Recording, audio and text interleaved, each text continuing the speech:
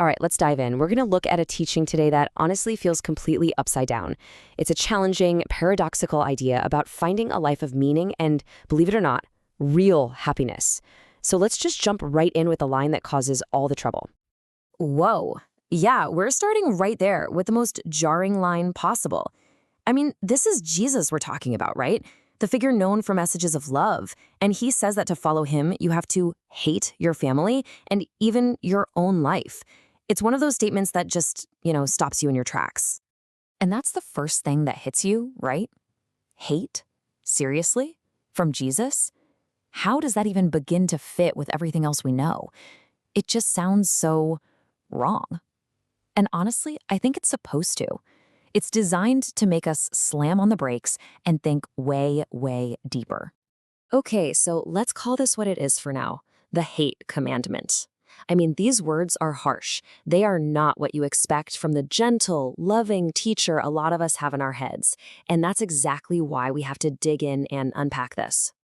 The source material for this has a great line. It says, "If I were a PR agent for Jesus, I'd be pulling my hair out." And it's so true. This is a total PR nightmare. You just don't build a following by telling people to hate their families. But the fact that he says it anyway, well, that tells you something really important. This must be deadly serious, and we absolutely have to figure out what he means. So trying to make sense of this head on, it's kind of like running into a brick wall. You're just not going to get through. To get a breakthrough, we need a totally different angle. And we're going to find it in a pretty surprising place, the words of a poet. So the key that's going to help us unlock this whole thing comes from a poem by the Korean poet Nohae Park.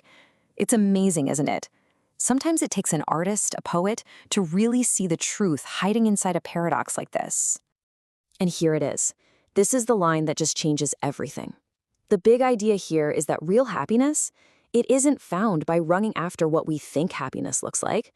No, it's found by walking in the opposite direction, toward things like sacrifice and letting go.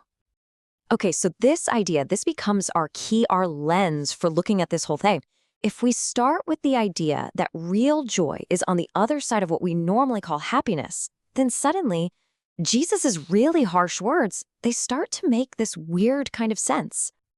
So that brings us to the practical stuff, right? What does it actually mean to walk toward the opposite? Well, Jesus explains this by telling everyone, look, you need to count the cost. He tells this great little story, a parable, about a guy throwing this huge banquet. I mean, everything is ready. The food's on the table, the party's about to start, and he sends out the invites. But then, one by one, everybody starts making excuses for why they can't come. And look at the excuses they give. They're not bad things at all. I just bought a field. I just got some new oxen for my business. I just got married. I mean, these are the very things we think of as security, as happiness. But in the story, these good things become the very reason they miss out on something so much better. And this right here, this is the core of it. Jesus connects missing the party directly to carrying a cross. He's saying the path to real, abundant life, it's not the easy one we try to build for ourselves. It's the one that requires sacrifice. It's the one that involves letting go. Okay, so let's get back to that bombshell of a word, hate. Does Jesus actually want us to feel contempt for our parents, our kids, our families? The short answer? No, absolutely not. The language is doing something very different here. See, in the original language, hate could be used to mean to love less by comparison. So this isn't about despising your family at all. It's all about priority.